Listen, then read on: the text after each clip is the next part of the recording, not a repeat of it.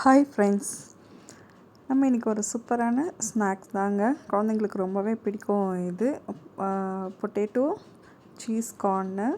இது வந்து செய்யறதுமே ரொம்ப ஈஸி தாங்க.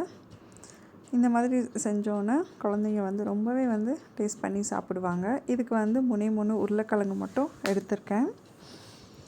கொஞ்சமாக வந்து சீஸு. இந்த 3 உருளைக்கிழங்கை வந்து பாயில் பண்ணி வச்சுக்கோங்க. பாயில் பண்ணிவிட்டு இந்த மாதிரி திருகிக்கலாம். இந்த மாதிரி திருவிட்டோம் அப்படின்னா ஸ்மாஷ் பண்ணுறதுக்கு நமக்கு கொஞ்சம் ஈஸியாக இருக்கும். இந்த மாதிரி நல்லா வந்து திருகி எடுத்துக்கோங்க 3 உருளைக்கிழங்குமே. அது கூடவே வந்து கொஞ்சமாக வந்து ப்ரெட் கிராம்ஸும் வந்து போட்டுக்கலாம். கொஞ்சமாக சில்லி ஃப்ளேக்ஸ் காரத்துக்கு ஏற்ற மாதிரி 1 ஸ்பூன் அளவுக்கு பெப்பர் பவுடரும் போட்டுக்கோங்க. இதோட ஈரப்பதம் போகிறதுக்காக அரிசி மாவும் சேர்த்துருக்கோம். கொஞ்சமாக சால்ட்டு, 1 கப் அளவுக்கு கார்னு வேக வச்ச கார்னும் சேர்த்துருக்கோம். இதில் வந்து ஒரு 5 பாதாம் எடுத்திருக்கேன். பாதாம் வந்து ஆப்ஷனல் தான், என்னன்னாலும் போட்டுக்கலாம், இல்லைனாலும் விட்டுடலாம். இதில் இருக்க இன்க்ரீடியன்ட்ஸ் எல்லாமே நான் வந்து டிஸ்கிரிப்ஷன்லேயும் கொடுக்குறேன், நீங்கள் செக் பண்ணுங்கள். ஸோ இதை வந்து நல்லா திருகி போட்டுக்கலாம். இது எல்லாமே ஒன்றா செய்கிற அளவுக்கு நல்லா பிசைஞ்சு எடுத்துக்கோங்க.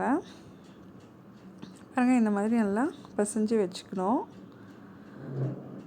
இதை வந்து ரோல் பண்ணி நம்ம டிப் பண்ணுறதுக்காக கொஞ்சமாக அரிசி மாவில் நல்லா திக்கான பேஸ்ட் ஆகிற அளவுக்கு கொஞ்சமாக தண்ணி சேர்த்துக்கோங்க. இந்த உருளைக்கிழங்கு வந்து நமக்கு பிளேட்டில் ரோல் பண்ணி வைக்கும்போது ஒட்டாமல் இருக்கிறதுக்காக அரிசி மாவை கொஞ்சம் லைட்டாக தூவிக்கோங்க. நம்ம கையிலையும் ஒட்டாமல் இருக்கிறதுக்காக எண்ணெய் போடல, தண்ணியிலே நம்ம தொட்டு ரோல் பண்ணிக்கலாம். இது மாதிரி கொஞ்சம் வந்து திக்காக எடுத்துக்கோங்க. ரொம்ப தின்னாக ஆயிடுச்சுன்னா உள்ள சீஸ் வந்து ஸ்டஃப் பண்ணும் போது வெளியே வந்துடும். அதனால் கொஞ்சம் திக்காக எடுத்துக்கோங்க. ஒரு சின்ன பீஸ் சீஸ் உள்ளார வச்சுட்டு இதை வந்து கொஞ்சம் லைட்டாக அமுத்தி விட்டு ரோல் பண்ணிக்கோங்க. பாருங்கள், இந்த மாதிரி எல்லாம் ப்ரெஸ் பண்ணி கொடுத்தோன்னாவே போதும். லைட்டாகவே ப்ரெஸ் பண்ணுங்கள் போதும். இந்த மாதிரி ஒவ்வொரு ரோலாக வந்து நம்ம செஞ்சு எடுத்து அந்த பிளேட்டில் வைங்க. ஆனால் ஒவ்வொரு வாட்டி பண்ணும் போதும் வந்து நம்ம தண்ணி கொஞ்சம் தொட்டுக்கணும், இல்லாட்டி உருளைக்கிழங்கு மொத்தமாக நமக்கு கையிலே வந்து ஒட்டிட்டு வந்துடும். இப்போ இந்த ரோலும் வந்து ரெடி ஆயிடுச்சு. இதே மாதிரி வந்து நம்ம எல்லா ரோலையும் வந்து பண்ணி பிளேட்டில் வச்சிடலாம்.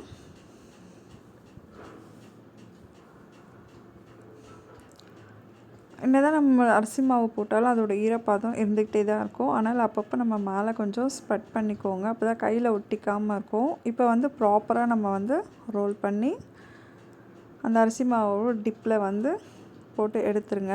அதுக்கப்புறமா அது மேலே வந்து ப்ரெட் கிராம்ஸை ஸ்ப்ரெட் பண்ணி விட்டுருங்க. அப்போ தான் ரொம்ப நல்லா சாப்பிடும்போது ரொம்ப க்ரன்ச்சியாக கிறிஸ்பியாக நல்லாயிருக்கும்.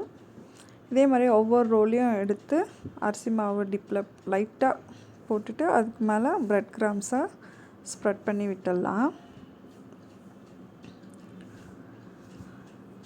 எல்லாமே போட்டுருங்க. இதை வந்து ஒரு 20 மினிட்ஸ் அளவுக்கு ஃப்ரீசரில் வச்சு எடுத்துக்கோங்க. அப்போ தான் நமக்கு பொரிக்கும் போது ரொம்ப கிறிஸ்பியாக கிடைக்கும்.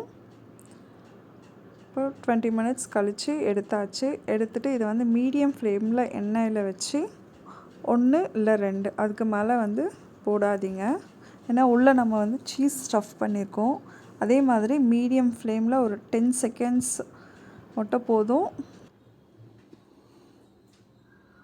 பாருங்கள், நல்லா அந்த ஒரு கோல்டன் ப்ரௌன், அதை விடவும் இன்னும் கொஞ்சம் நல்லா டார்க்காகவே வந்து வந்துடுது.